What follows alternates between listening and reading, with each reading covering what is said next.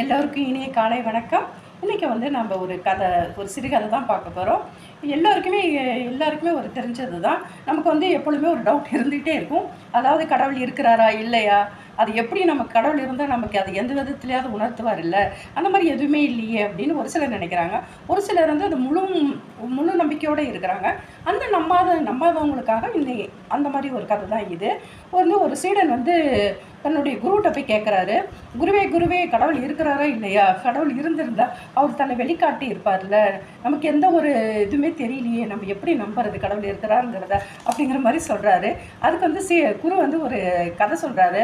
கடவுள் இருக்கிறார் என்ற ஒரு நம்பிய ஒரு மனிதன் மெல்ல சொன்னான், கடவுளே என்னோடு பேசுங்களேன், நான் தனிச்சிருக்கேன், நீங்கள் இருக்கிறீங்களா இல்லையான்னு கூட எனக்கு தெரியலையே, என்னோட ஏதாவது ஒரு வார்த்தை பேசக்கூடாதா அப்படிங்கிற மாதிரி சொல்கிறான்.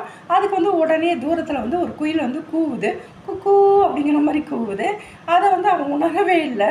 அவன் பாட்டு இந்த தானாக சிந்திச்சுட்டு ரொம்ப மன வருத்தத்தோட, கடவுளே நான் உங்களை நிறைய நேரமாக கெஞ்சிட்ருக்கேன், நீங்கள் இருக்கிறீங்களா இல்லையான்னு ஏதாவது ஒரு வார்த்தை சொல்லுங்கள், இல்லாத ஏதாவது ஒரு குழுவாவது கொடுங்க, நான் எப்படி தான் நம்புறது சொல்லுங்கள், எனக்கு ஒரே டவுட்டாக இருக்கா கடவுளே அப்படின்னு சொல்கிறாரு.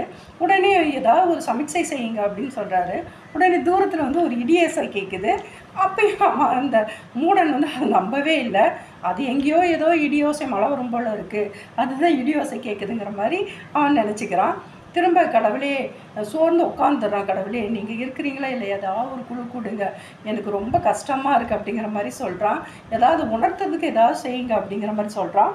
அப்போ சுடர் விட்ட மாதிரி வானில் ஒரு பிரகாசமாக ஒரு நட்சத்திரம் தோன்றுறது. அதையும் அவன் கவனிக்க தவறிட்டான்.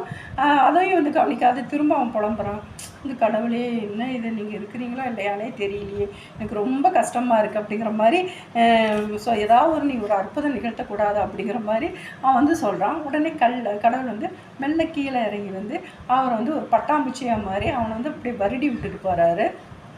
அப்படியும் உணரவே இல்லை.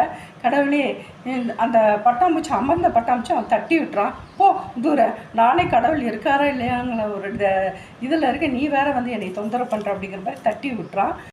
மிகவும் சோகமாக, கடவுள் இல்லை, இருந்திருந்தால் கண்டிப்பாக என்னோட பேசியிருப்பார், இல்லை அட்லீஸ்ட் பார்க்காவது நம்மளால் முடிஞ்சிருக்கும், எதுவுமே இல்லை ஒரு அற்புதமாக நிகழ்ந்திருக்கும், எதுவுமே நடக்கவில்லையே அப்படின்ட்டு இந்த குரு சொல்கிறாரு. உடனே அந்த கதையை கேட்ட சீடன் சொல்கிறான், ஓ புரிந்தது குருவே, கடவுள் தான் இருப்பதை வெளிப்படுத்தி கொண்டு தான் இருக்கிறார், நாம் தான் அது புரிந்து கொள்வதில்லை.